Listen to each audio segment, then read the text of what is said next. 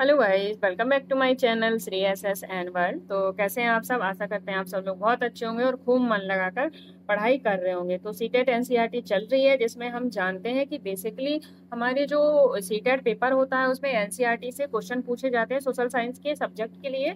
और इसमें क्या होता है, ओनली 3 या 4 टाइप के क्वेश्चन बनते हैं, वो मैं बताती हूँ। एक तो आपके स्टेटमेंट बेस्ड क्वेश्चन बनते हैं, दूसरा असेसन रीजनिंग वाले क्वेश्चन बन जाते हैं, थर्ड नंबर पे आपके मैचिंग वाले क्वेश्चन बनते हैं, फोर्थ पे आपको फैक्चुअल क्वेश्चन पूछे जाते हैं। जिनमें से आप फैक्चुअल और मैचिंग वाले क्वेश्चन ज्यादातर कर ले जाते हो। कभी कभी क्या होता है कि मैचिंग में भी स्टेटमेंट डाल देता है, तो आप कंफ्यूज हो जाते हो। तो इस एनसीईआरटी सीरीज पढ़ने का और इसे समझने का, इस क्लास लेने से आपको यही फायदा होने वाला है कि आप किस तरह से स्टेटमेंट को टैकल करेंगे, किस तरह से आप असेसन रीजनिंग के क्वेश्चन को टैकल करेंगे। इस तरह की सारी चीजें इस चैप्टर में हम डिस्कस करते हैं। क्योंकि एनसीईआरटी तो आप भी पढ़ लेते हो, हम भी पढ़ लेते हैं, बस एनसीईआरटी कैसे क्वेश्चन बना सकता है, कैसे लैंग्वेज घुमा के क्वेश्चन एग्जामिनर हमें प्रोवाइड कराता है, तो उन चीजों को इस क्लास में क्लियर किया जाता है। ठीक है, तो बिना टाइम वेस्ट किए हुए हम बढ़ते हैं अपने चैप्टर की ओर। तो कल हमने ये सारी चीजें पढ़ ली थी। टेंथ चैप्टर है, जिसमें फर्स्ट पार्ट मैंने ऑलरेडी कल आपको करवा दिया, सेकंड पार्ट आज फिर से करूंगी क्योंकि लेंथी लेंथी चैप्टर है।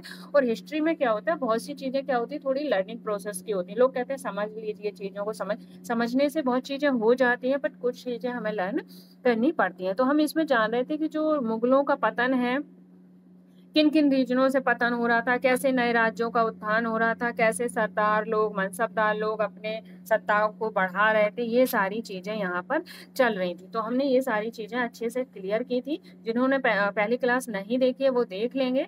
अब हम पढ़ेंगे राजपूतों की पतन की जागीरी, यानी कि राजपूत के पतन की जागीरी क्या थी, इसके बारे में हम पढ़ने वाले हैं। ठीक है, जानेंगे।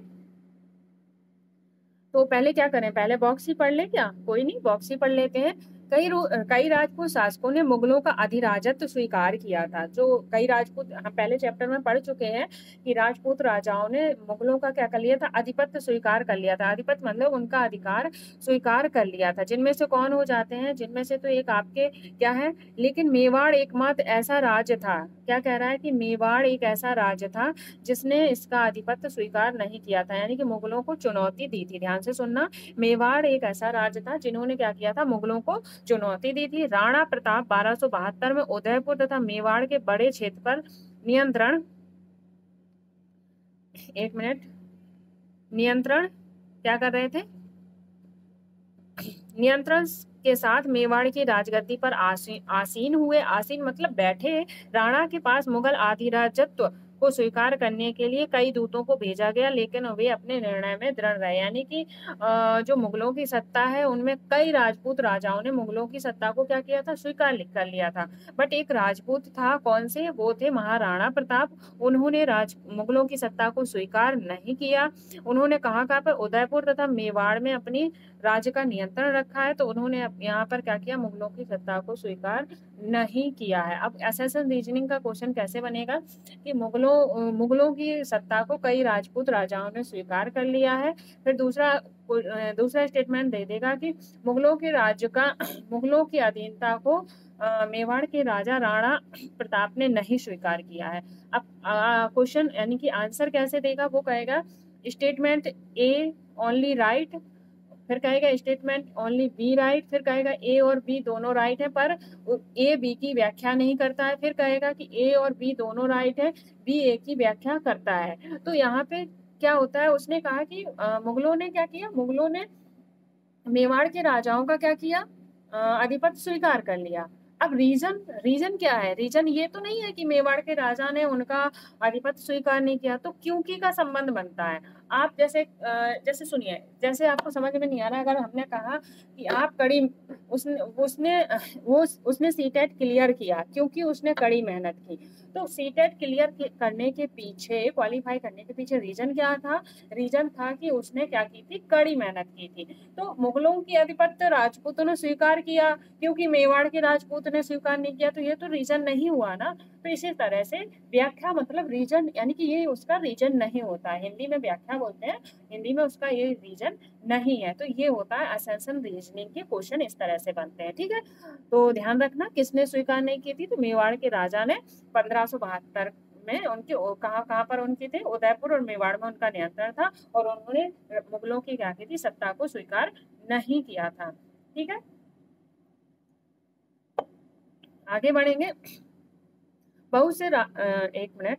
बहुत से राजपूत घराने विशेष रूप से अंबर और जोधपुर के राजघराने व्यवस्था में विशिष्टता के, तो क्या कह रहा है कि बहुत से राजपूत घराने ऐसे थे कि उन्होंने क्या किया था, मुगलों की व्यवस्था की विशिष्टता में क्या करते थे, यानी कि मुगलों पर क्या रहते थे, मुगलों की सेवा रहते, यानी कि मुगलों की सेवा में हाजिर रहते थे।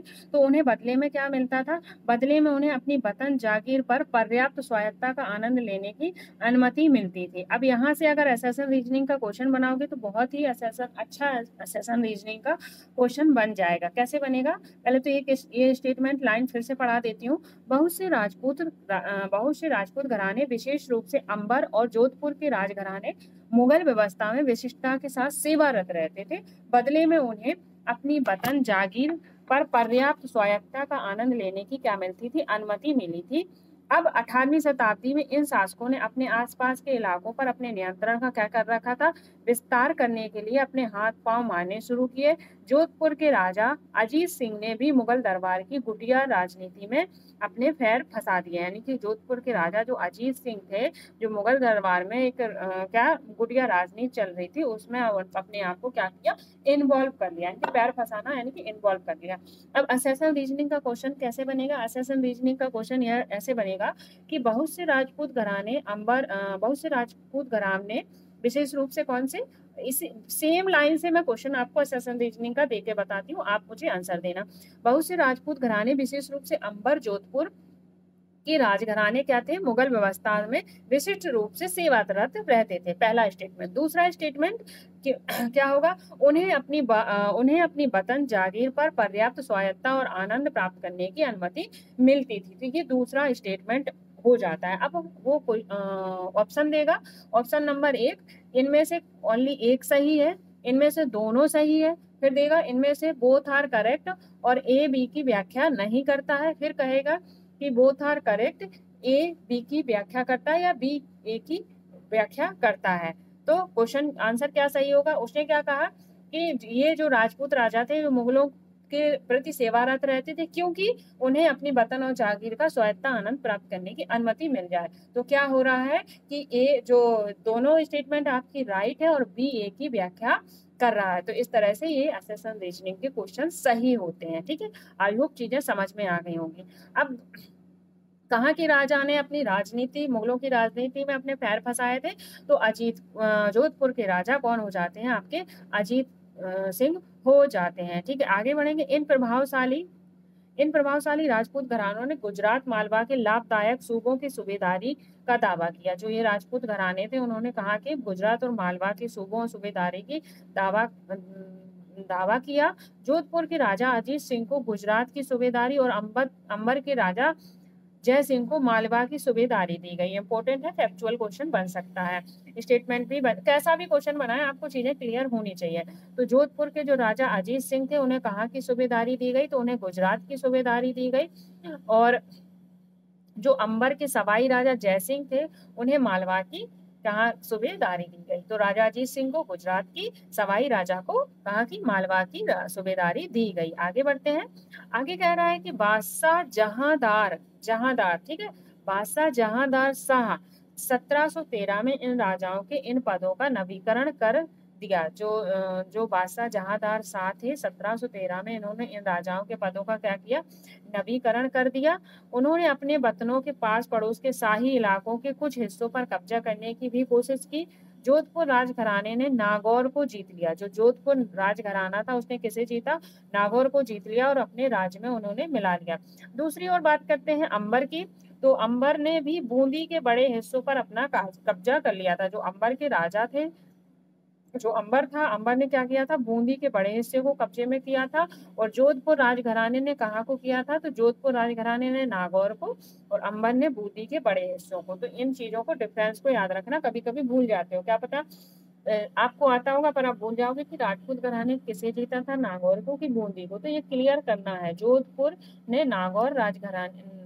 घराने ने नागौर को और अंबर ने बूंदी को। अंबर में बा है तो बूंदी। ठीक है, इस तरह से एक चीज को क्लियर रखोगे तो दूसरी अपने आप क्लियर रह जाएगी। सवाई राजा जयसिंह ने जयपुर में अपनी नई राजधानी स्थापित की। उसे 1722 में आगरा की सूबेदारी दे दी गई। यानी कि जो सवाई राजा जयसिंह थे, उन्होंने जयपुर में क्या किया, अपनी नई राजधानी स्थापित की गई और 1722 में उसे कहाँ की सूबेदारी मिल गई, आगरा की सूबेदारी मिल गई थी। ठीक है, तो ये चीज आपको क्लियर हो रही होंगी। तो पहले सवाई राजा को कहाँ की थी, मालवा की सूबेदारी थी। फिर 1722 में आगरा की सूबेदारी मिल गई।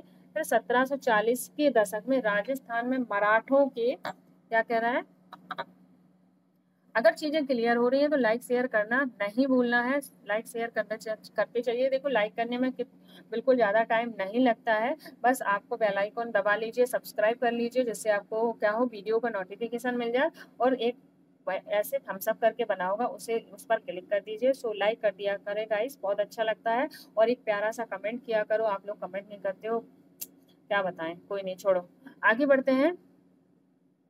अभियानों ने इन रजवाड़ों पर भारी दबाव डालना शुरू कर दिया, जिससे उनका अपना विस्तार आगे होने से रुक गया। कहाँ के अभियानों ने, तो बात कर रहा है कहाँ के, तो 1740 के दशक में राजस्थान के मराठों के अभियानों ने क्या किया, इन रजवाड़ों पर क्या किया था, दबाव डालना शुरू कर दिया था। जैसे जयपुर का राजघराना है और अंबर के हैं, तो इन पर क्या कर रहे थे, जो राजस्थान के मराठा थे, उन्होंने क्या किया, उन्होंने इन रजवाड़ों पर दबाव डालना शुरू किया और इनका क्या हुआ, विस्तार आगे के लिए रुक गया। ठीक है, आगे बढ़ते हैं।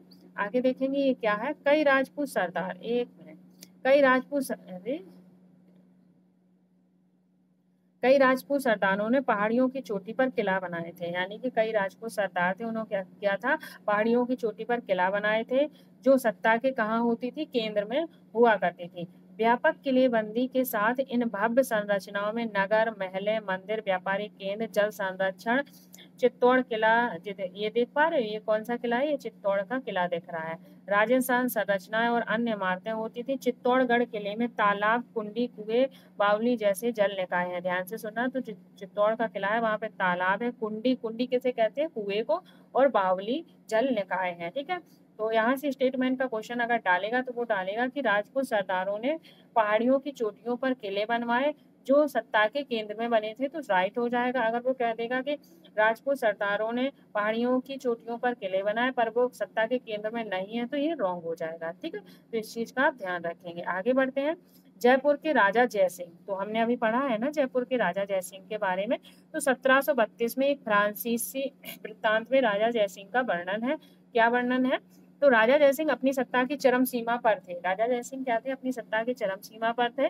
12 वर्ष के लिए वे आगरा के सूबेदार रहे। ध्यान से सुनना, जयपुर के राजा जयसिंह 12 वर्ष के लिए आगरा के सूबेदार रहे और 5 और 6 वर्ष के लिए मालवा के। ठीक है, तो 12 वर्ष आगरा और 5-6 मालवा। उनके पास विशाल सेना थी, तोपखाने थे, भारी मात्रा में धन संपदा थी। उनका प्रभाव दिल्ली से लेकर नर्मदा तट तक था। तो इतने से क्वेश्चन से आपको इतने से पैराग्राफ से आपको 2 इम्पोर्टेंट क्वेश्चन बन जाएंगे। पहला ये बनेगा कि जयपुर के राजा जयसिंह को कहाँ की सूबेदारी 12 वर्ष के लिए मिली, तो वो आगरा की हो जाएगी। 5 से 6 वर्ष पूछे तो मालवा की हो जाएगी। किसे मिली, तो राजा जयसिंह को मिली। और क्या है, उनका विस्तार कहाँ से कहाँ तक था, तो उनका विस्तार दिल्ली से लेकर नर्मदा नदी के तट तक हो जाता है। ये देखो, जयपुर में जंतर मंतर, तो जयपुर में क्या है आपका, जंतर मंतर है, ये देख पा रहे हो। आगे बढ़ेंगे।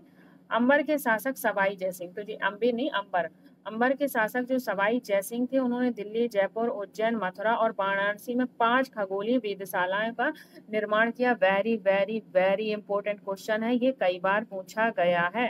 ठीक है, तो मैं तो कहती हूँ आपके एग्जाम में भी आ जाए ये क्वेश्चन, क्योंकि इजी है। तो वो पूछेगा कि अंबर के जो सवाई राजा जयसिंह थे, उन्होंने दिल्ली, याद रखना है शहरों के नाम, नंबर 1 दिल्ली, जयपुर, मथुरा और उज्जैन, वाराणसी में 5 खगोलीय वेधशालाएं का निर्माण किया, जो जंतर मंतर के नाम से विख्यात है। किस नाम से विख्यात है, जंतर मंतर के नाम से विख्यात है। वेधशालाओं में खगोलीय पिंडों के अध्ययन हेतु कई उपकरण है। तो जो जयपुर में जंतर मंतर है, ये जो जंतर मंतर है ये किसे बनवाया, किसने, तो अंबर के राजा सवाई जयसिंह ने बनवाया था।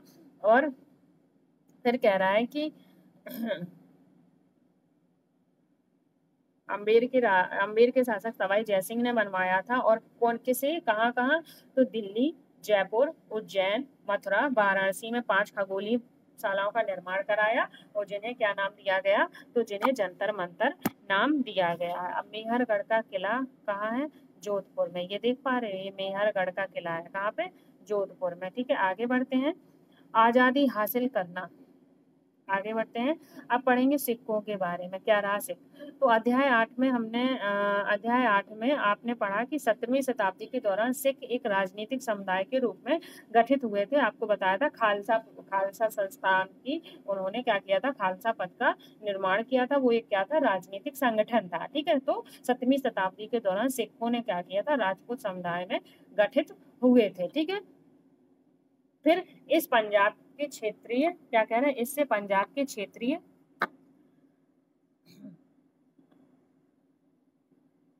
पंजाब के क्षेत्रीय राज निर्माण को क्या मिला, बढ़ावा मिला। अब कह रहा है गुरु गोविंद सिंह ने 1699 में खालसा पंथ की स्थापना की थी, जिसके बारे में अभी हमने बात की थी। ठीक है, तो गुरु गोविंद सिंह ने कब की है खालसा पंथ की स्थापना, 1699 ईस्वी में की है। इस चीज का आप ध्यान रखेंगे। स्थापना से पूर्व, ठीक है, क्या कह रहा है, गुरु गोविंद सिंह ने 1699 में खालसा पंथ की स्थापना से पूर्व क्या किया, उस पूर्व और उसके पश्चात राजपूत और मुगल शासकों के खिलाफ कई लड़ाइयां लड़ी। ठीक है, तो पहले क्या हुआ, 1999 में खालसा पंथ की स्थापना हो रही है, उसके पूर्व और उसके पश्चात उन्होंने क्या किया, उन्होंने मुगलों और राजपूतों के खिलाफ क्या करी, लड़ाइयां लड़ी। फिर बात करते हैं 1708 में कौन आ जाते हैं आपकी, 1708 में आपकी गुरु गोविंद सिंह की क्या हो जाती है, मृत्यु के बाद कौन आते हैं, बंदा बहादुर नेतृत्व में खालसा ने मुगल सत्ता के खिलाफ विद्रोह किया। ठीक है, तो पहली बात खालसा की स्थापना किसने की, तो गुरु गोविंद सिंह ने की 1699 में। फिर उसके बाद उन्होंने राजपूत मुगलों के खिलाफ क्या की, लड़ाइयां लड़ी। फिर बात करते हैं 1708 में गुरु गोविंद सिंह की मृत्यु हो जाती है, जिसके बाद कौन आ जाते हैं, तो आपके बंदा बहादुर आ जाते हैं। कौन आ जाते हैं, बंदा बहादुर आ जाते हैं। उन्होंने खालसा का नेतृत्व किया और मुगलों के खिलाफ क्या किया, विद्रोह किया। उन्होंने बाबा गुरु नानक और गुरु गोविंद सिंह के नामों वाले सिक्के गढ़कर अपने शासन को सार्वभौम बतलवाया। तो बंदा बहादुर ने क्या किया, बंदा बहादुर ने सिक्के गढ़वाए, कौन कौन से, बाबा गुरु नानक और गुरु गोविंद सिंह के नाम के। फिर बात करते हैं सतलज और यमुना नदी के बीच के क्षेत्र की, सतलज और यमुना नदियों के बीच के क्षेत्र में उन्होंने अपने प्रशासन की स्थापना की। क्वेश्चन बन जाएगा कि बंदा बहादुर ने अपने प्रशासन की स्थापना किन नदियों के बीच में की थी, तो वो सतलज और यमुना हो जाती हैं। फिर बात करते हैं 1715 में बंदा बहादुर को क्या किया गया, बंदी बना लिया गया। और 1716 में उन्हें क्या किया, मार दिया गया। इस चीज का ध्यान रखेंगे। बंदा बहादुर को बंदी कब बनाया गया, 1715 में, मारा कब गया, 1716 में। ठीक है, आई होप चीजें क्लियर हो रही होंगी। आगे बढ़ते हैं। अब बात करते हैं 18वीं शताब्दी में क्या हुआ, कई नेताओं के नेतृत्व में सिखों ने अपने अपने जत्थों में और बाद में मिसलों में संगठित किए गए। यानी कि सिखों ने क्या किया, अपने आप को पहले क्या किया, जत्थों में, पहले अपने आप को जत्थों में और बाद में मिसलों में संगठित किया गया। जत्थों और मिसलों में, जत्थों और मिसलों की संयुक्त सेनाएं क्या कहलाती थी, दल खालसा कहलाती थी। बहुत ही इंपॉर्टेंट क्वेश्चन हो जाता है। क्वेश्चन बनेगा कि दल खालसा किसकी संयुक्त सेनाएं कहलाती थी, तो जत्थों और मिसलों की संयुक्त सेनाएं क्या कहलाती थी, आपकी दल और खालसा कहलाती थी। ठीक है, इस चीज का ध्यान रखेंगे। उन दिनों दल खालसा बैसाखी दिवाली के पर्वों पर अमृतसर में मिलता था। यानी कि जो दल खालसा होता था, जो जत्थों और मिसलों से मिलकर बनता था दल खालसा, वो कब मिलता था, तो बैसाख और दिवाली के पर्वों पर, यानी कि त्योहारों पर। कहाँ मिल रहा है वो, अमृतसर में मिलता था। इस चीज का ध्यान रखेंगे, यहाँ से क्वेश्चन बनता है। ठीक है, सिक्कों वाले चैप्टर से क्वेश्चन 100% बनता है। इस चीज का ध्यान रखेंगे। आगे बढ़ते हैं। इन बैठक में भी सामूहिक निर्णय लिए जाते थे, जिन्हें गुरुमत्ता, गुरु के प्रस्ताव कहा जाते थे। यानी कि जो बैठक हो रही है अमृतसर में, सब लोग मिल रहे हैं, उस सामूहिक निर्णय को क्या कहते थे, गुरुमत्ता, गुरु के प्रस्ताव कहा जाता है। सिखों ने राखी व्यवस्था स्थापित की थी। फिर से अगेन इंपोर्टेंट आ जाता है, क्वेश्चन बनेगा कि किसने राखी व्यवस्था स्थापित की थी, तो सिखों ने इसकी व्यवस्था स्थापित की थी। जिसके आगे बढ़ेंगे, क्या कह रहा है, जिसके अंतर्गत किसानों को उनकी उपज का 20% कर के रूप में लेकर बदले में उन्हें संरक्षण प्रदान किया जाता था। तो सिखों ने जो राखी व्यवस्था स्थापित की थी, तो उसमें क्या होता था, किसानों से राखी व्यवस्था के अंदर क्या होता था, किसानों से उनकी उपज का कितने प्रतिशत 20% लेकर उन्हें क्या करते थे, उन्हें बदले में क्या करते थे, वो संरक्षण प्रदान करते थे। ठीक है, इस चीज का आप ध्यान रखेंगे। आगे बढ़ेंगे, आगे कह रहे हैं कि गुरु गोविंद सिंह ने खालसा को प्रेरित किया। गुरु गोविंद सिंह ने किसे प्रेरित किया, खालसा को प्रेरित किया, और था कि शासन में उनके भाग में है, कि प्रेरित किया था कि शासन उनके भाग में है, राजा करेगा खालसा, राज करेगा खालसा, यानी कि शासन उनके भाग में है का मतलब क्या होगा, राज करेगा खालसा। ठीक है, आगे बढ़ेंगे, अपने सुनियोजित संगठन के कारण खालसा पहले मुगलों सूबेदारों के खिलाफ और फिर अहमद शाह अब्दाली के खिलाफ विरोध प्रकट कर सका। यानी कि पहले उसने क्या किया, पहले मुगलों के सूबेदारों के खिलाफ, फिर अहमद शाह अब्दाली के खिलाफ क्या किया, उन्होंने विरोध प्रकट किया, जो कि खिलाफ सफल विरोध प्रकट कर सका। अहमद शाह अब्दाली ने मुगलों से पंजाब का स्मृत प्रांत सरहिंद की सरकार को अपने में कब्जे में कर लिया था। यानी कि अब अहमद शाह अब्दाली ने किसे कब्जे में कर लिया था, पंजाब को। ठीक है, जो मुगलों के संरक्षण में था। आगे बढ़ेंगे, खालसा 1765 में क्या करता है, अपना सिक्का गढ़कर सार्वभौम की शासन की स्थापना कर देता है। मैंने अभी आपको पढ़ाया है आगे। ठीक है, यह महत्वपूर्ण है कि सिक्कों का उत्कीर्ण शब्द वही थे जो बंदा बहादुर के समय में खालसा के आदेशों में पाए जाते थे। यानी कि जो महत्वपूर्ण सिक्के थे, उनके जो शब्द वही थे जो बंदा बहादुर के समय में खालसा में शब्द पाए गए थे। आगे बढ़ते हैं, 18वीं शताब्दी, ठीक है, 18वीं शताब्दी के अंतिम भाग में, कब, 18वीं शताब्दी के अंतिम भाग में सिख इलाके सिंधु से यमुना तक फैले हुए थे। यद्यपि ये विभिन्न शासकों में बटे हुए थे। इनमें से एक शासक महाराजा रणजीत सिंह ने विभिन्न सिख समूहों को फिर से एकता कायम करके 1799 में लाहौर को अपनी राजधानी बनाया। अब आप कहोगे मैम इसमें क्या इंपॉर्टेंट है, कुछ नहीं, बट मैं कहूंगी इसमें आपको 2 क्वेश्चन बनेंगे। कैसे बनेंगे, तो पहला क्वेश्चन ये बन जाएगा कि किसके समय में सिंधु से यमुना तक सिखों का इलाका फैल गया था, तो वो महाराजा रणजीत सिंह के समय तक। ठीक है, और कब, तो 18वीं शताब्दी की बात है। 18वीं शताब्दी में जो सिखों का राज्य था वो कहाँ तक फैला था, तो सिंधु से यमुना तक फैला था। किस राजा के समय, तो महाराजा रणजीत के समय। पर वो क्या था, वो विभिन्न शासकों में बटा हुआ था। फिर वो कौन से शासक थे जिन्होंने एकता में इन्होंने पिरोया, एक किया, तो महाराजा रणजीत सिंह आते हैं। उन्होंने सिखों के समूह को फिर से एकता में कायम किया और 1799 में किसको राजधानी बनाई, तो उन्होंने लाहौर को अपनी राजधानी बनाया। तो आई होप आपको चीजें क्लियर हो रही होंगी। अब ये पढ़ते हैं ये क्या है, फिर नीचे चलेंगे हम। क्या, ये देखो शिवाजी का चित्र है, ठीक है, रूप चित्र।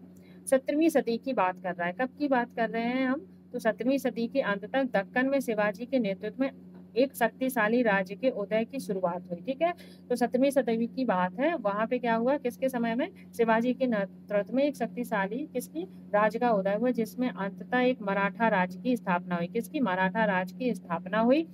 और शिवाजी का जन्म कब हुआ था, ध्यान से सुनना, शिवाजी का जन्म 1630 में साहजी और जीजाबाई से हुआ था। तो शिवाजी का जन्म किससे हो रहा है, साहेजी और जीजाबाई। तो जीजाबाई उनकी माता थी, साहेजी उनके पिता थे। ठीक है, अब आगे, अपनी माता और अभिभावक दादा कोंडदेव के मार्ग निर्देशन में शिवाजी कम उम्र में ही विजय पथ पर निकल पड़े। तो किसके, अपनी माता और अभिभावक कौन थे, उनके दादा कोंडदेव, यानी कि दादा कौन हो जाते, कोंडदेव। तो माता और दादाजी के जो निर्देश पथ थे उनके अनुसार ही वो क्या हुए, कम उम्र में विजय पथ पर निकल पड़े थे। जावली पर उन्होंने क्या किया, कब्जा किया। उन्हें मावाला पठारों का अविवादित मुखिया बना दिया गया। यानी कि जावली पर शिवाजी ने कब्जा कर लिया था, फिर क्या है, मावाला पठारों पर उन्होंने अविवादित का क्या बनाया गया, उन्हें मुखिया बना दिया गया, जिसने उनके क्षेत्र का विस्तार पद क्या किया, विस्तार किया। आगे बढ़ते हैं, बीजापुर और मुगलों के खिलाफ उनके कारनामों ने उन्हें विख्यात व्यक्तित्व बना दिया। वे अपने विरोधियों के खिलाफ प्रायः गुरिल्ला युद्ध कला का प्रयोग करते थे। चौथ और सरदेश मुखी पर आधारित राजस्व संग्रह की प्रणाली की सहायता से उन्होंने एक राजपूत मराठे राज्य की क्या की, नींव रखी। तो शिवाजी के बारे में ये चीजें हमने जानी कि शिवाजी क्या करते थे, चौथ और सरदेश मुखी क्या था, राजस्व संग्रह की प्रणाली थी। तो वो क्या करते थे, चौथ और सरदेशमुखी क्या करते थे, राजस्व इकट्ठा करते थे और गोरिल्ला पद्धति से युद्ध करते थे। गोरिल्ला पद्धति मतलब छुपकर या ऐसे जो मुंह बांध के वगैरह छापा मार के एकदम से अटैक करता है, उसे गोरिल्ला पद्धति कहते हैं। ठीक है, और ये आपने चीजें पढ़ ली हैं। अब यहाँ से हम पढ़ते हैं मराठा।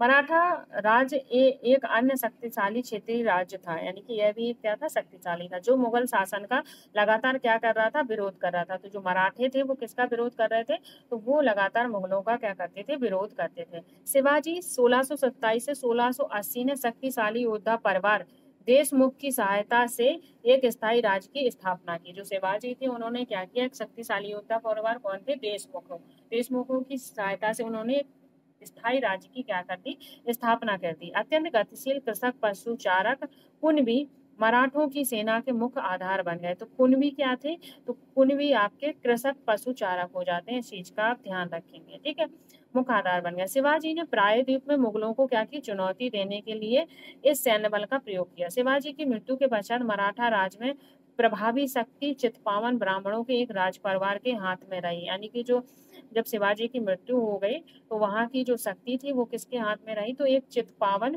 ब्राह्मणों के एक परिवार में हाथ में रही, जो शिवाजी के उत्तराधिकारियों के शासन काल में कहाँ हो गई, पेशवा प्रधानमंत्री के रूप में अपनी सेवाएं देते रहे। पुणे मराठा राज्य की राजधानी बनी। ठीक है, तो मराठा राज्य की राजधानी क्या बन जाती है, पुणे बन जाती है। और जब शिवाजी की मृत्यु हो जाती है उसके बाद मराठा की जो शक्तियां थी वो किसके हाथ में चली गई, ये क्वेश्चन बनता है। तो वो चित्पावन ब्राह्मणों के परिवार के हाथों में रही। इस चीज का आप ध्यान रखेंगे। ठीक है, तो आई होप चीजें क्लियर हो रही होंगी। अगर हो रही है तो लाइक शेयर सब्सक्राइब करना बिल्कुल भी नहीं भूलना है। ठीक है, आगे बढ़ते हैं। पेशवाओं की देखरेख में मराठों ने एक अत्यंत सफल सैन्य संगठन का विकास किया। तो पेशवाओं की देखरेख में मराठों ने क्या किया था, अत्यंत सफल सैन्य संगठन का विकास किया। उनकी सफलता का रहस्य यह था कि वे मुगलों के किलेबंद इलाकों से टक्कर ना लेते हुए उनके पास से चुप चुपा कर निकालकर शहर कस्बों पर क्या करते थे, हमला बोलते थे। मुगल सेना से ऐसे मैदानी इलाकों में मुठभेड़ लेते थे जहां रसद पाने और कुमक आने के रास्ते आसानी से रोके जा सके। तो इन चीजों का आप ध्यान रखेंगे। यानी कि वो क्या करते थे, जो किले बंद इलाके थे मुगलों के, वहां पे टक्कर नहीं लेते थे, वो वहां से चुपचाप निकलकर कस्बों और क्या करते थे, शहरों पर हमला किया करते थे। तो इस प्रकार की चीजें चल रही थी। अगर चीजें पसंद आ रही है तो लाइक शेयर सब्सक्राइब करना नहीं भूलना। देखो गाइस कितना बड़ा चैप्टर था। कल मैंने 8 घंटे की क्लास ली थी, अब 35 मिनट्स की, आज भी इससे ज्यादा हो जाएगी। आगे बढ़ते हैं, फिर बात करते हैं 1720 से 1761 के बीच क्या चल रहा था। 61 के बीच मराठा साम्राज्य का काफी विस्तार हुआ। तो कब हुआ, 1720 से 1761 में। स्टेटमेंट डाल देगा और आपकी अगर डेट अलग कर देगा स्टेटमेंट गलत हो जाएगा। यानी कि 1719 कर दिया 1720 की जगह 1719 1761, तो भी आपका ये स्टेटमेंट गलत हो जाता है। तो इन छोटी छोटी चीजों को हमें ध्यान में रखना। उसने सने सने और काफी सफलता पूर्वक मुगल साम्राज्य की सत्ता को क्या किया, क्षति पहुंचाई। 1720 के दशक तक मालवा गुजरात मुगलों से छीन लिए गए।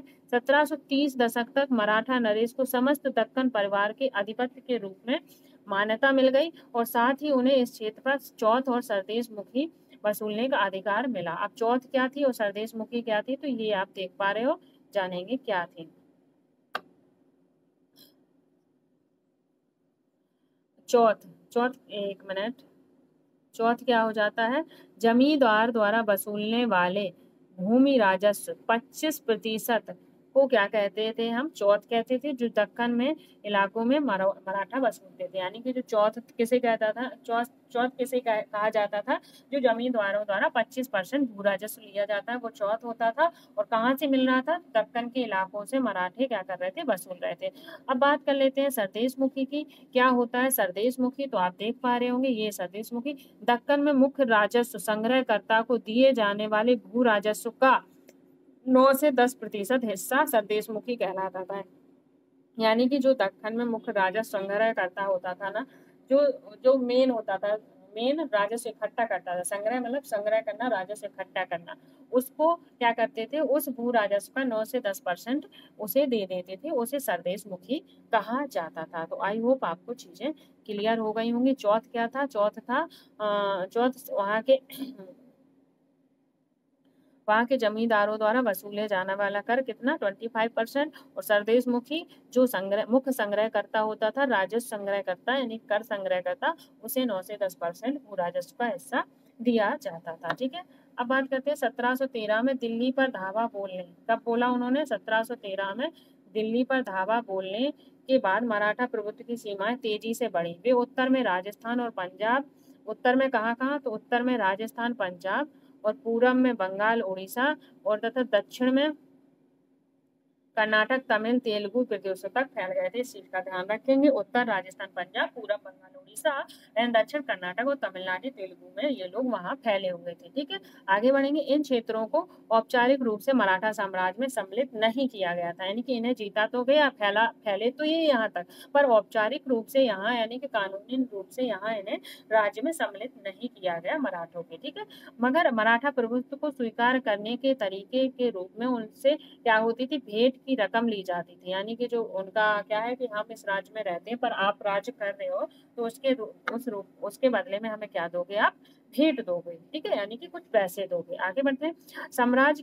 साम्राज्य ने इस विस्तार से उन्हें संसाधनों के भंडार तो मिल गए, यानी कि इस विस्तार से जो साम्राज्य था उन्हें संसाधन के भंडार मिल गए, पैसे मिल रहे, हर चीज मिल रहे, मगर उन्हें कीमत भी चुकानी पड़ी। क्या चुकानी पड़ी, मराठों के सैन्य अभियानों के कारण अन्य शासक भी उनके खिलाफ हो गए, यानी कि जो मराठे सेना अभियान चला रहे थे उनके खिलाफ क्या हुआ, उनके अन्य जो लोग थे उनके खिलाफ हो गए। परिणाम स्वरूप मराठों को 1761 में क्या करना पड़ा, पानीपत की तीसरी लड़ाई में अन्य शासकों से कोई सहायता नहीं मिली, यानी कि जो मराठा ने 1761 में लड़ाई लड़ी उसमें उन्हें किसी की सहायता नहीं मिली थी।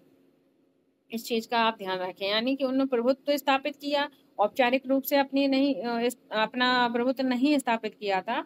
तो वहां से क्या हो रहा था, वहां से वो क्या ले रहे थे, उसके बदले में धन ले रहे थे भेंट रूप में। तो वो चीजों से क्या होता है कि लोग धन धन तो देते हैं पर अंदर से अंदर क्या होता है, उन्हें उस चीज से खुन्नस हो जाती है कि इन्होंने ये किया तो हम इनका यहाँ पर सहायता नहीं करते। तो यही चीजें चल रही थी। उन्होंने क्या किया कि जब उनका पानीपत का तीसरा युद्ध हुआ, पहले तो वो भेंट वगैरह देते रहे, लेकिन अंदर क्या होता है, जो लोग होते हैं ना वो बदले लेने की फिराक में रहते हैं। उन्हें ये समय मिला कि पानीपत का युद्ध हो रहा है, मराठों को हमारी जरूरत है, उन्होंने मराठों का साथ नहीं दिया। इस तरह से पानीपत के तीसरे युद्ध में मराठा क्या हो जाते हैं, पराजित हो जाते हैं। आगे बढ़ेंगे।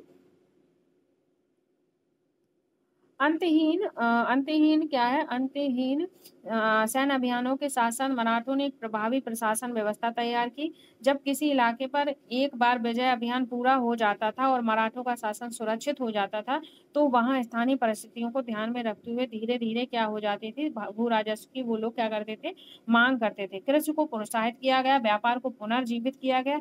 इससे सिंधिया, गायकवाड़, भोसले जैसे मराठा शक्तिशाली सेनाएं खड़ी करने के लिए संसाधन मिल गए। तो कौन कौन सी हो रही थी, सिंधिया, गायकवाड़, भोसले जैसे मराठा सरदारों की शक्तियां क्या हुई, शक्तियों की सेनाएं बनी।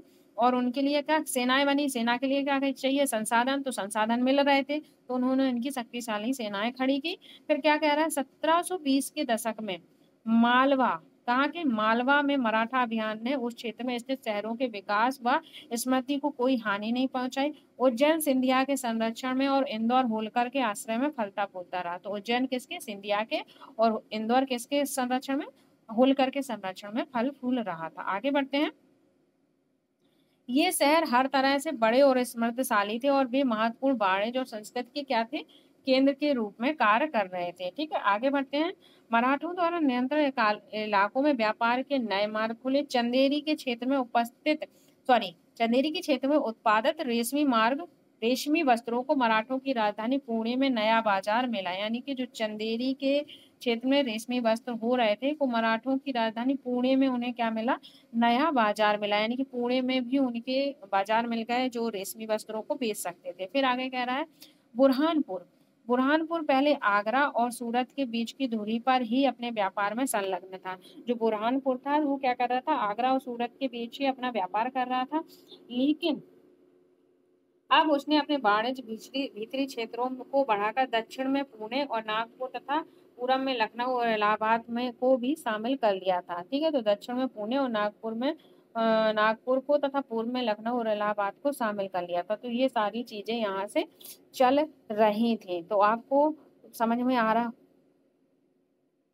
होगा कि मराठों के समय में व्यापार भी क्या हुआ, बढ़ा था। अब क्या करते हैं, बाजीराव प्रथम क्या थे। बाजीराव प्रथम जानेंगे बाजीराव प्रथम के बारे में। एक मिनट, अगर चीजें पसंद आ रही हैं तो क्या करना है, बताइए बताइए। चलो पहले लाइक करो, फिर मैं पढ़ाती हूँ। अगर आज आप लोगों ने कमेंट नहीं किया, नेक्स्ट क्लास नहीं दूंगी। कोई नहीं, क्लास आपको कंटिन्यू मिलेंगी, बस आप लाइक करते रहिएगा। ठीक है, अगर हमारा कंटेंट अच्छा होगा, अच्छे से आपको चीजें क्लियर हो रही हैं, अभी आप कमेंट नहीं कर रहे हो मत करना, बट जब आपका सिलेक्शन हो जाए, सॉरी जब आपका सीटेट क्वालिफाई हो जाए, उसके बाद तो आप कमेंट करोगे कि मैम आपकी वजह से मेरा सीटेट क्वालिफाई हो गया। यानी कि मेरी वजह से नहीं, आपकी मेहनत से हुआ होगा, पर आपकी क्लास से हेल्प मिली और मेरा सीटेट क्वालिफाई हो गया। मैं उस दिन के इंतजार में ये क्लासेस ले रही हूँ। तो आई होप आप लोग ये चीज समझ पाए और आप कमेंट करें मुझे। ठीक है, आगे बढ़ते हैं। बाजीराव प्रथम, ठीक है, बाजीराव प्रथम कौन थे, बताइए कौन थे।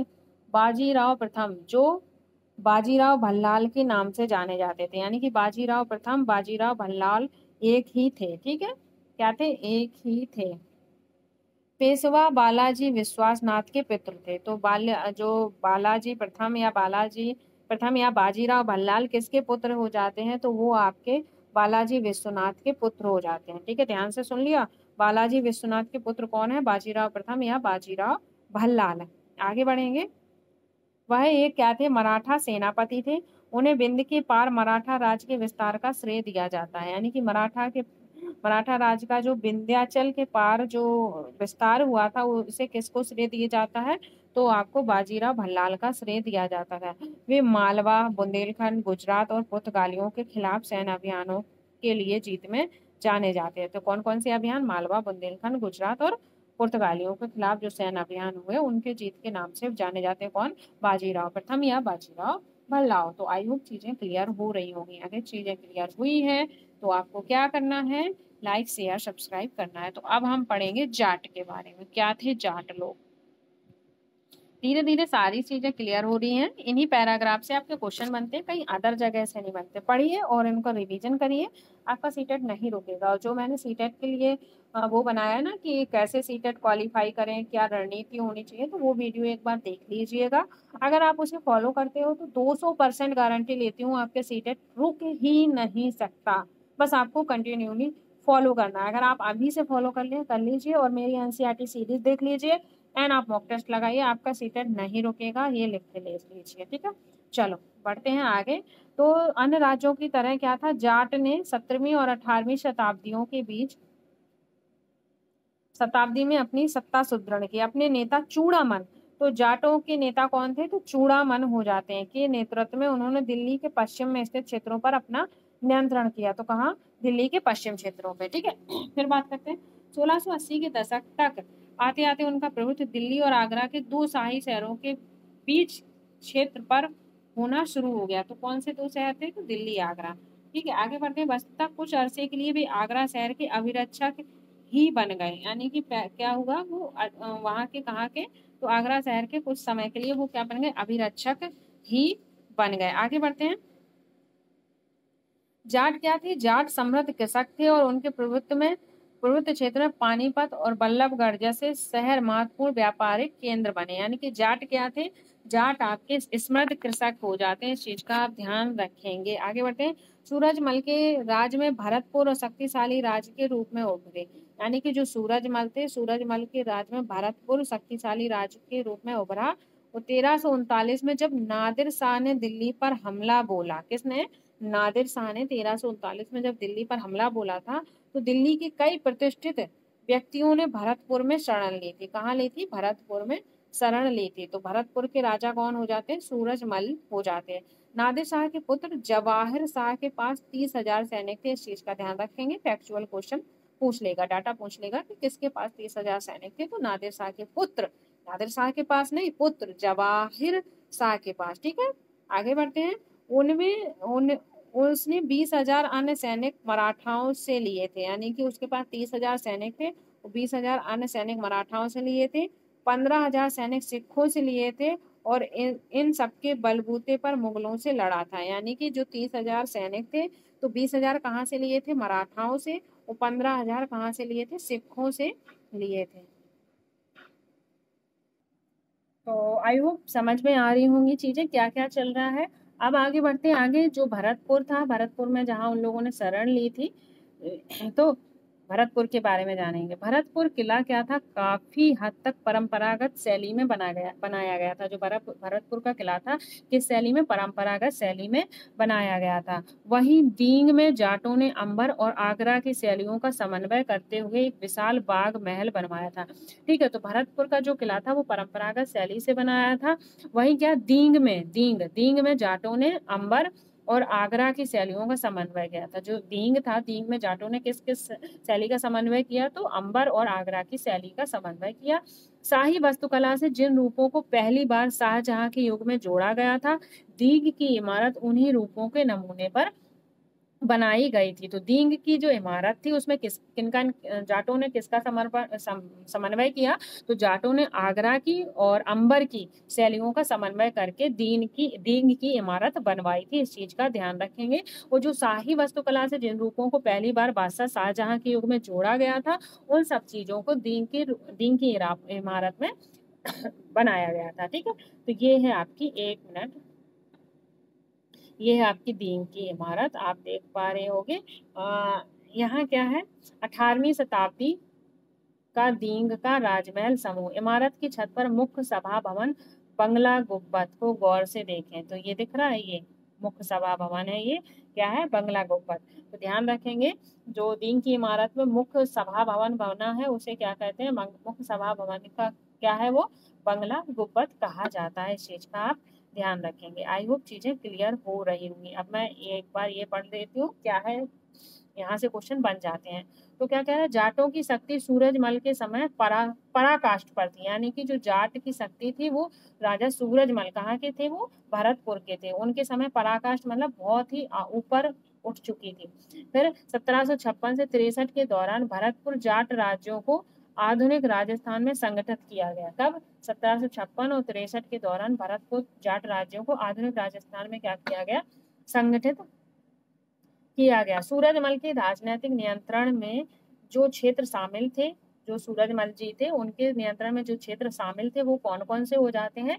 तो ध्यान से सुनना, क्वेश्चन बन जाएगा तो आप उसे टैकल कर पाओगे। तो सूरजमल के नियंत्रण में आपका पूर्वी राजस्थान हो जाता है, दक्षिणी हरियाणा, पूर्वी राजस्थान। अगर वो डाल देगा पश्चिमी राजस्थान तो वही गलत हो जाएगा क्वेश्चन। इस चीज का ध्यान रखना है। तो ये छोटी छोटी, आप कह रहे हो ना कि मैम, आप सोच रहे हो कि मैम इतनी छोटी छोटी बातों पे ध्यान क्यों देती हैं? जब इन छोटी छोटी बातों से जिन बच्चों का एक नंबर से सीटेट रोका होगा ना, उनसे पूछो, वो 6 महीने तक फिर घिस रहे होंगे, फिर पढ़ाई कर रहे होंगे। उनसे पूछिए ना कि वो एक नंबर की कीमत क्या होती है। ठीक है, तो इसलिए मैं जो चीजें हमने अप्लाई की है वो हम आपको बता रहे हैं। तो इन छोटी छोटी चीजों का हमें ध्यान रखना। पूर्वी राजस्थान मतलब पूर्वी राजस्थान, दक्षिणी हरियाणा मतलब दक्षिणी हरियाणा। तो इस चीज का आपको ध्यान रखना है। मैं क्यों फोर्स करती हूँ? क्योंकि यहाँ से वो घुमाता है, आप लोग घूम जाओगे और वहां क्वेश्चन गलत कराओगे। नहीं, आपको क्वेश्चन गलत नहीं करना है। फिर कहाँ कर रहा है वो? पश्चिमी उत्तर प्रदेश में दिल्ली शामिल थे। कौन कौन सा? पूर्वी राजस्थान, दक्षिणी हरियाणा, पश्चिमी उत्तर प्रदेश और दिल्ली शामिल थे। ठीक है, आगे बढ़ेंगे। सूरजमल ने कई किले और महल बनवाए, जिनमें भरतपुर क्या था? प्रसिद्ध लोहागढ़ का किला था। तो जो, एक मिनट इसे इरेज कर दो। जो सूरजमल जी थे उन्होंने क्या किया कि उन्होंने बहुत से किले और महल बनवाए, पर जिनमें से एक क्या था? जिनमें से भरतपुर का प्रसिद्ध लोहागढ़ का किला इनमें इस क्षेत्र में बने सबसे मजबूत किलों में से एक था। क्वेश्चन बन जाएगा, लोहागढ़ का किला किसने बनवाया था? तो लोहागढ़ का किला आपके सूरजमल सिंह ने बनवाया था। तो कहाँ कहाँ बना है? तो भरतपुर में बना है। ठीक है, इस चीज का आप ध्यान रखेंगे। आगे बढ़ते हैं। आई होप चीजें क्लियर हो गई होंगी। अगर हुई है तो लाइक शेयर सब्सक्राइब करना तो बिल्कुल ही नहीं भूलना है। अब हम फ्रांस की क्रांति के बारे में पढ़ लेते हैं। देखो यहाँ से एनसीईआरटी क्या कर रही है, धीरे धीरे सारी चीजों को लेकर चल रही है। क्योंकि जब आप 9th क्लास की एनसीईआरटी पढ़ते हो तो वहाँ पे सारी वर्ल्ड हिस्ट्री दी गई है। क्योंकि वर्ल्ड हिस्ट्री क्या है? यही फ्रांस की क्रांति, रूस की क्रांति, ये सारी चीजें तो हैं। तो फ्रांस की क्रांति के बारे में जानते हैं, कब हुई थी? तो 1789 से लेकर 1794 ईस्वी में फ्रांस की क्रांति हो जाती है। ठीक है, 18वीं शताब्दी। ठीक है, भारत की विभिन्न राज्य व्यवस्थाओं में जनसाधारण को अपनी अपनी सरकारों के कार्यों में हिस्सा लेने का अधिकार नहीं था। ऐसी स्थिति में पश्चिमी दुनिया में 18वीं शताब्दी के आखिरी दशकों तक बनी हुई थी, यानी कि जो स्थिति भारत में बनी हुई थी, यानी कि जनसाधारण को अपनी सरकारों के कार्य में हिस्सा लेने का अधिकार नहीं था, वही स्थिति पश्चिमी दुनिया में भी 18वीं शताब्दी के आखिरी दशक तक बनी हुई थी। ठीक है, अमेरिका की बात करते हैं। 1776 से 1781 और फ्रांसीसी क्रांतियों ने इस स्थिति को साथ साथ अभिजात वर्ग के सामाजिक व राजनीतिक प्राधिकारियों को चुनौती दी। तो अमेरिका में क्या हो रहा था? 1776 और 1781 और फ्रांसीसी क्रांतियों ने इस स्थिति को एक साथ अभिजात वर्ग को, एक सामाजिक और राजनीतिक प्राधिकारियों को चुनौती दी। तो बेसिकली तीन वर्ग थी, एक अभिजात वर्ग था, एक आपका पादरी वर्ग था और एक आम लोगों का वर्ग हो जाता है। ठीक है, अभिजात वर्ग कौन होते थे? जो बड़े बड़े भूस्वामी होते थे, जमींदार लोग होते थे, जिनके पास पैसा पदवी थी, वो अभिजात वर्ग आ जाता था। और इस तरह की चीजें चल रही थी। आगे बढ़ते हैं। इसमें ज्यादा कुछ नहीं जानना है, थोड़ा बस पढ़ लो बेसिकली, वैसे क्वेश्चन नहीं आता है, फिर भी थोड़ा पढ़ लीजिए, क्या पता एग्जामिनर का मूड।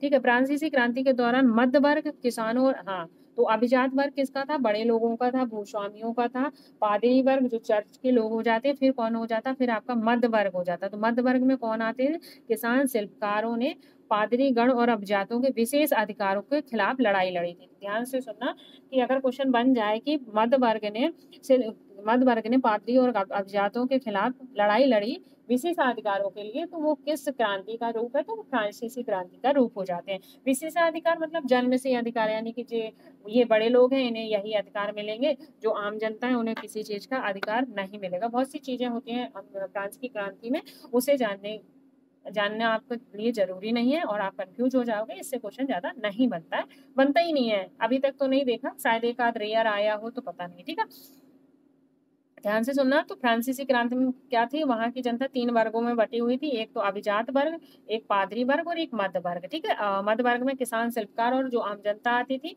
पादरी वर्ग वो होता था जो चर्च लोग होते थे। अभिजात वर्ग जो बड़े लोग होते थे। ठीक है, उनका मानना था कि समाज में किसी भी समूह को जन्म सिद्ध प्राधिकार नहीं होने चाहिए, यानी कि जन्म से उन्हें अधिकार नहीं मिलने चाहिए, बल्कि लोगों की सामाजिक स्थिति और योग्यता पर निर्भर करनी चाहिए। जो लोग, मान लो कह दिया कि ये राजा है, इनके राजा के परिवार का ही एक बच्चा राजा बनेगा। मान लीजिए किसी की फैमिली में गवर्नमेंट टीचर है कोई, ठीक है, टीचर है, अब उसी की फैमिली के लोग टीचर बनते जाएंगे। हम लोग चाहे जितने शिक्षक, चाहे जितने भी होशियार हो, इंटेलिजेंट हो, उनसे भी ज्यादा योग्यता रखते हो, बट हमें नहीं बनाया जाएगा टीचर। तो ये गलत था। तो इसके प्रति मध्य लोगों ने क्या किया था? इसके खिलाफ आवाज उठाई थी कि जन्म के आधार पर चीजें नहीं चलेंगी, योग्यता के आधार पर हमें चीजें चलानी चाहिए, योग्यता के आधार पर हर पद प्रतिष्ठा मिलनी चाहिए। ठीक है, आगे बढ़ते हैं। फ्रांसीसी क्रांति के दर्शकों ने यह सुझाया कि सभी के लिए समान कानून और समान अवसर होना चाहिए। तो क्या होना चाहिए? समान कानून होना चाहिए, समान अवसर होना चाहिए। उनका यह भी मानना था कि सरकार की सत्ता लोगों से बननी चाहिए और जनता को सरकार के कार्य में भूमिका अदा करने का अधिकार होना चाहिए, यानी कि जो सरकार है वो किसके द्वारा बननी चाहिए? जनता के द्वारा। और जनता में जो भूमिका है वो सरकार को उनकी भूमिका अदा करने का क्या करना चाहिए? अधिकार देना चाहिए। आगे बढ़ते हैं। फ्रांसीसी और अमेरिकी क्रांति जैसे आंदोलनों ने धीरे धीरे प्रजाओं को नागरिकों में बदल डाला है, यानी कि जो फ्रांसीसी अमेरिकी क्रांति थी, तो देखो राजा के लिए जब जनता काम करती थी वो क्या होती है? प्रजा होती है। फिर क्या? प्रजा से उन्हें क्या मिला? नागरिकता का अधिकार मिला, यानी कि जब सरकार बनेगी तो वो क्या कहलाएंगे? नागरिक कहलाएंगे। अब नागरिकता क्या है? नागरिकता राष्ट्रीय, राज्य और लोकतांत्रिक अधिकारों के विचारों ने भारत में 19वीं शताब्दी के अंतिम दशक में क्या बनी? जड़ पकड़ी। तो पहले क्या हुआ? फ्रांसीसी और अमेरिकी क्रांति ने क्या किया? प्रजाओं को नागरिकता की ओर बदल डाला। तो इस चीज का आप ध्यान रखेंगे। तो आई होप आपको चीजें क्लियर हो गई होगी। फ्रांसीसी क्रांति का डेट पूछ सकता है, अगर पूछेगा, रेयर, बहुत 1% चांस भी मत मानो, बस मैंने पढ़ा दिया है। और उनके 3 वर्ग बता दिए हैं। ये अमेरिकी क्रांति कब हुई थी ये बता दिया है, 1776-81 में, और फ्रांसीसी 79 और 94 में हुई थी। अब इसके जो इम्पोर्टेंट शब्द होते हैं वो पढ़ लेते हैं, जैसा हम हर चैप्टर पढ़ते हैं। तो हमने सूबेदारी पूछ पढ़ी, दल खालसा, मिस्र, फौजदारी, इजारेदारी, चौथ, सरदेशमुखी, इनके बारे में पढ़ा। तो आई होप आपको चीजें क्लियर हो गई होंगी। अगर क्लियर हुई हैं तो बच्चों क्या करना है आपको, लाइक शेयर सब्सक्राइब करना नहीं भूलना है। ठीक है, so thank you guys, take care and bye bye.